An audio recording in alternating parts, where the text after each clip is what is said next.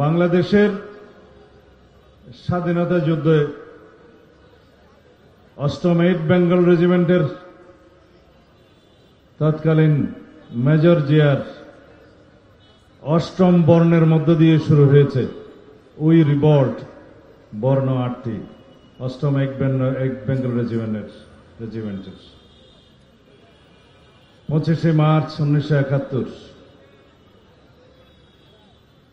রাত্রের 12টার পরে 26শে মার্চের প্রথম প্রহরে যেহেতু সেই ঘোষণা সেজন্যই বাংলাদেশের স্বাধীনতা দিবস 26শে মার্চ। 27শে মার্চে আবার ঘোষণা হয়েছে, মেজর জিয়ার কণ্ঠেই হয়েছে, 28শে মার্চে হয়েছে, পরে আরো হয়েছে এবং আন্তর্জাতিকভাবে সেটা স্বীকৃত হয়েছে। প্রেসিডেন্ট জিয়া যখন ভারতে সফরে যান রাষ্ট্রপতি হিসাবে, তৎকালীন ভারতের রাষ্ট্রপতি সম্ভবত রেড্ডি, তিনি বলেছিলেন, I am glad to receive the person who first declared the independence of Bangladesh. সারা পৃথিবী জানে, সারা বাংলাদেশের মানুষ জানে, কিন্তু মিথ্যা একটি টেলিগ্রাফিক মেসেজের বরাত দিয়ে শেখ মুজিবুর রহমানের কন্যা সেই টেলিগ্রাফিক মেসেজের বয়ান সংবিধানের তফসিলে ধারণ করার মধ্য দিয়ে বাংলাদেশে তাদের মিথ্যার রাজনীতির ভিত্তি স্থাপন করতে চেয়েছিল, সেটা ধূপে টিকে নাই। বাংলাদেশে আওয়ামী রাজনীতির চর্চাই ছিল মিথ্যার উপর ভিত্তি করে গণতন্ত্রহীনতার রাজনীতি। বাংলাদেশে আওয়ামী রাজনীতির ইতিহাস গণতন্ত্র হত্যার ইতিহাস, ফ্যাসিবাদ কায়েমের ইতিহাস, একদলীয় শাসন ব্যবস্থা, একদলীয় রাষ্ট্র ব্যবস্থা কায়েমের ইতিহাস, নতুন কিছু নয়। আমরা 2024-এর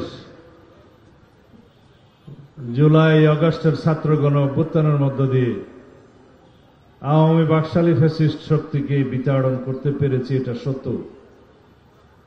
কিন্তু আওয়ামী ফ্যাসিবাদী শক্তির, মাফিয়া শক্তির মূলট পাটন এখনো পর্যন্ত বাকি আছে। আওয়ামী বাকশালী শক্তি যে এই দেশের রাজনৈতিক শক্তি ছিল না কখনো, সেটা প্রমাণিত হয়েছে তাদের ভারতে আশ্রয় নেওয়ার মধ্য দিয়ে, এবং ভারতে আশ্রিত থাকে তাদের সহায়তায় বাংলাদেশের গণতন্ত্রকে অস্থিতিশীল করার যে প্রবণতা পায় তারা ষড়যন্ত্র করে যাচ্ছে তার মধ্য দিয়ে।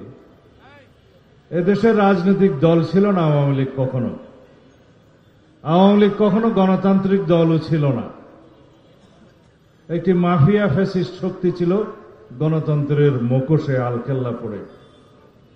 সাংবিধানিকভাবে শেখ মুজিবুর রহমান সংসদে দাঁড়িয়ে ৪র্থ সংশোধনের পরে নিজেকে রাষ্ট্রপতি ঘোষণা করলেন, ওখানেই শপথ নিলেন। তৎকালীন রাষ্ট্রপতিকে তৎকালীন মোহাম্মদুল্লাহ সম্ভবত তাকে রিজাইন করতে বললেন, বলা হলো তোমাকেও দেখা হবে, পরে একটা স্টেট মিনিস্টার ভূমিনা বানিয়েছিল। এটা রাজনীতি আওয়ামী লীগের বাংলাদেশের ইতিহাসে বিদ্রোহিত। সেই বাকশালের সংশোধনীতেও লেখা ছিল যে রাষ্ট্রপতি ভোটের মাধ্যমে নির্বাচিত হবে, কিন্তু সেই আইন 13 মিনিটে গৃহীত হওয়ার পর ভোট ছাড়াই তিনি নিজে শপথ নিয়ে নিলেন রাষ্ট্রপতি হিসাবে। তারা সবসময় সংবিধান লঙ্ঘনের মহাযজ্ঞ করেছেন, সংসদে দাঁড়িয়েই করেছেন। ৪র্থ সংশোধনে আপনারা পড়ে দেখুন, সেখানে এই আইনের বিধান মোতাবেক জনগণের ভোটের মাধ্যমে রাষ্ট্রপতি নির্বাচিত হইবে। তো তিনি যে শপথ নিলেন তাৎক্ষণিকভাবে ওখানে ভোট হয়েছিল। এই হচ্ছে আওয়ামী রাজনীতি। যাই হোক, তাদের বিশুদ্ধার করার আমার সময় নষ্ট করার কোনো ইচ্ছা নেই। কারণ বাংলাদেশে আওয়ামী রাজনীতির অবসান হয়েছে। শেখ হাসিনা এবং আওয়ামী বাকশালীদের পতন এবং মৃত্যু হয়েছে ঢাকায়। আমি বলি সেটা দাফন হয়েছে দিল্লিতে। সুতরাং তাদেরকে নিয়ে আমরা আর চর্চা করতে চাই না রাজনীতিতে। তবে আমাদেরকে ভালো রাজনৈতিক চর্চা করতে হবে, ভালো গণতান্ত্রিক রাজনৈতিক সংস্কৃতির প্রতিষ্ঠা এবং চর্চার মধ্য দিয়ে আওয়ামী বাকশালীদের অপরাজনীতির সংস্কৃতিকে বিলুপ্ত করতে হবে, আওয়ামী রাজনীতির চিরতরে কবর রচনা করতে হবে। আমরা যদি জাতীয় রাজনীতিতে ভুল করি, আমরা যদি গণতান্ত্রিক চর্চায় অভ্যস্ত না হই, এদেশে যদি ভালো আদর্শিক রাজনীতির স্থাপনা না করি, যদি গণতান্ত্রিক রাজনৈতিক সংস্কৃতির চর্চা না করি, তাহলে অবশ্যই একদিন এই পতিত ফ্যাসিবাদীরা প্রত্যাবর্তন করতে পারে। সেটা আমাদের মাথায় রাখতে হবে। এদেশের মানুষের গণ অভ্যুত্থানের মধ্য দিয়ে শত সহস্র শহীদের রক্তদানের মধ্য দিয়ে যে প্রত্যাশা এবং আকাঙ্ক্ষা ব্যক্ত হয়েছে, সেই প্রত্যাশা এবং আকাঙ্ক্ষা হচ্ছে এই দেশ একটি শক্তিশালী গণতান্ত্রিক রাষ্ট্র নির্মাণ হবে। এই দেশের মানুষ বৈষম্যমূলক কোন রাষ্ট্র ব্যবস্থা চায় না। এই দেশের মানুষ সমস্ত গণতান্ত্রিক এবং রাজনৈতিক সমস্ত সাংবিধানিক অধিকার ভোগ করবে, সেই প্রত্যাশা ব্যক্ত হয়েছে। আমরা যদি জনপ্রত্যাশা এবং জন আকাঙ্ক্ষা পূরণ করতে ব্যর্থ হই, ভবিষ্যতে যারা রাষ্ট্র পরিচালনা করবে তারা যদি ব্যর্থ হয়, এই দেশে আবার ফ্যাসিবাদী রাজনীতির উৎপাত এবং উৎপত্তি হতে পারে। সুতরাং আমাদেরকে সাংগঠনিক পর্যায় থেকে শুরু করে রাষ্ট্রীয় পর্যায়ে সকল ক্ষেত্রে গণতান্ত্রিক চর্চা, ভালো গণতান্ত্রিক রাজনৈতিক সংস্কৃতি স্থাপনা এবং চর্চা অব্যাহত রাখতে হবে। তার মধ্য দিয়েই একদিন আমরা এই দেশ প্রকৃতপক্ষে মুক্তিযোদ্ধাদের স্বপ্নের বাংলাদেশ প্রতিষ্ঠা করতে পারব। তার মধ্য দিয়ে আমরা 2024-এর ছাত্র গণ অভ্যুত্থানের আকাঙ্ক্ষা এবং প্রত্যাশাকে প্রতিষ্ঠা করতে পারব, শহীদের রক্তের মর্যাদা রক্ষা করতে পারব। আমি 1949 সালের কথা বলি, যেই দিন যেই দলের নেতৃত্বে ভারত পাকিস্তান স্বাধীন হয়েছিল, যেই দলের নেতৃত্বে এই ভূখণ্ডে মুসলিম লীগের নেতৃত্বে পাকিস্তানের নামক রাষ্ট্রের সৃষ্টি হয়েছিল, কিন্তু 1949 সালে সেখানে বিভক্তি দেখা গেল।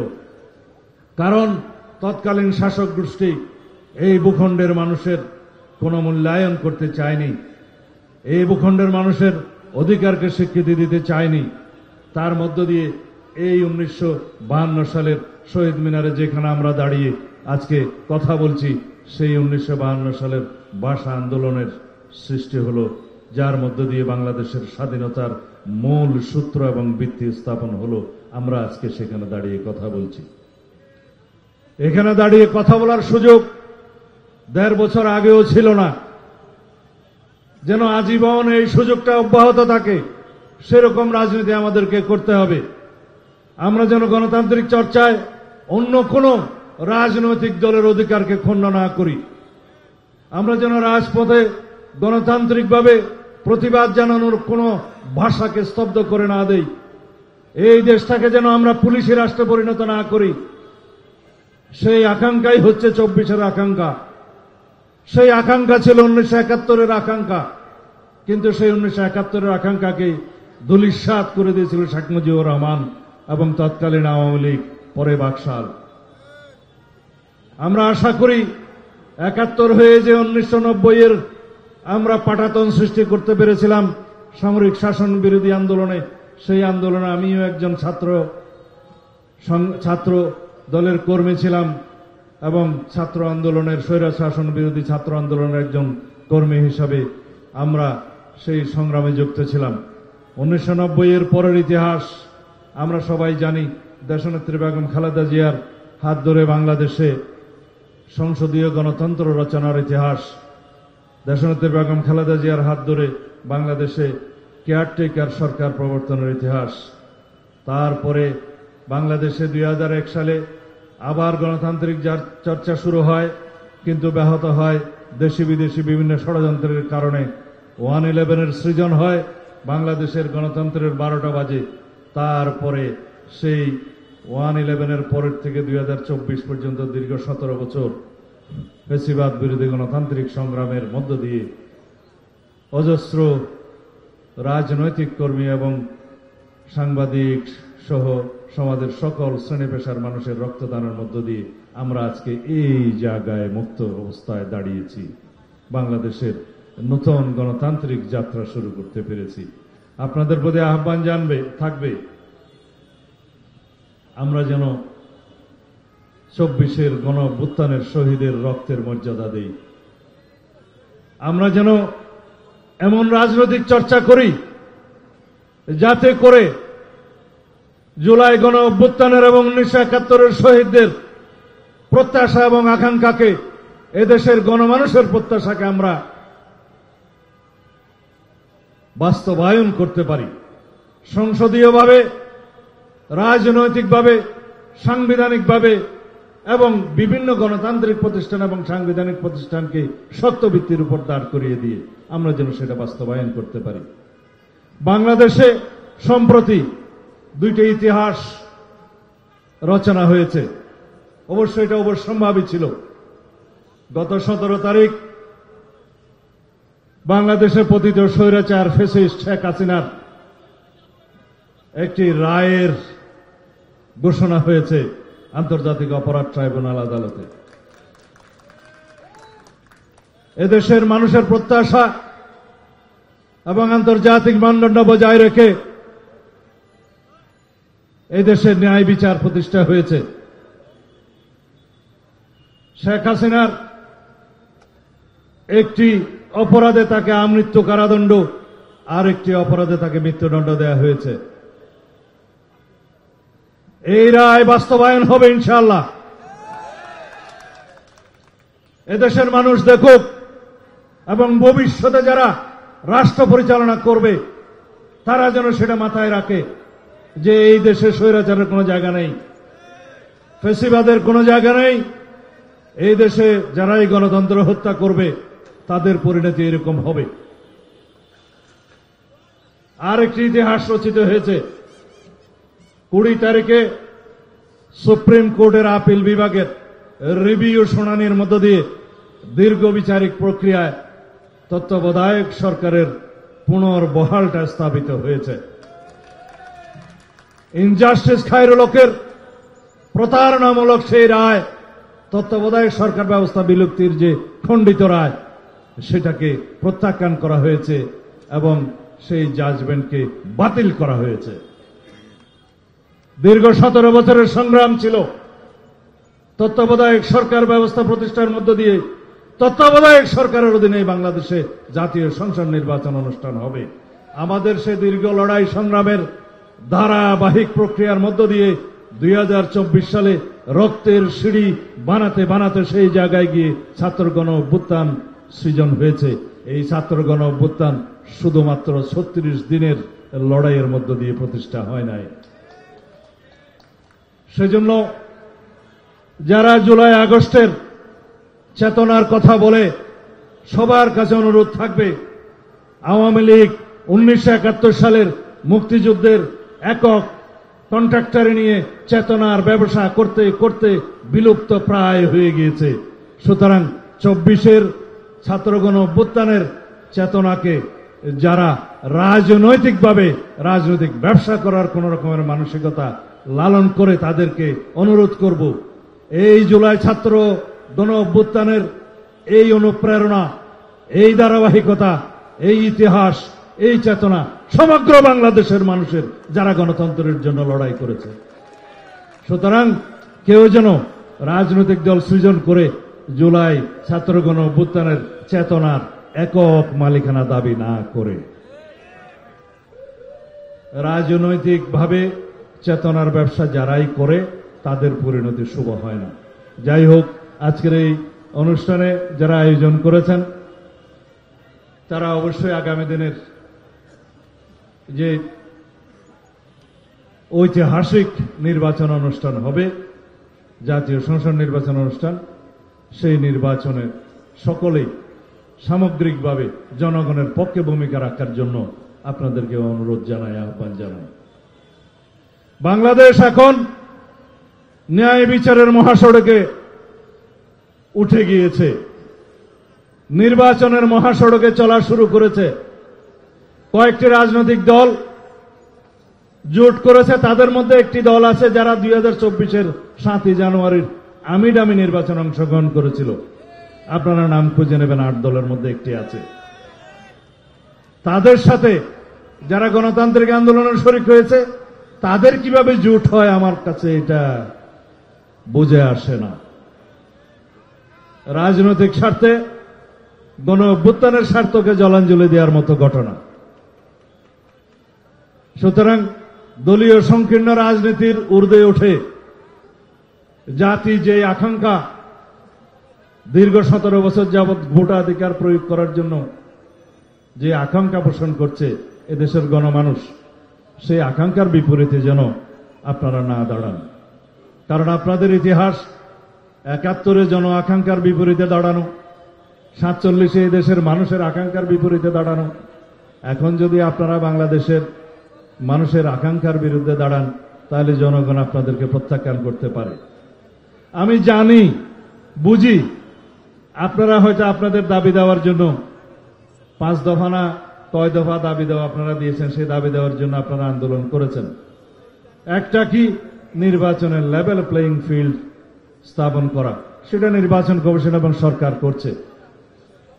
আর একটা ছিল বিচার যেন দৃশ্যমান হয়। বিচার যথেষ্ট দৃশ্যমান হয়েছে, বিচার চলবে। এটা দীর্ঘ ধারাবাহিক প্রক্রিয়া, বিচারে কোনো সময় রেখা নির্ধারণ করে দেয়া যায় না, তাহলে অবিচার হয়।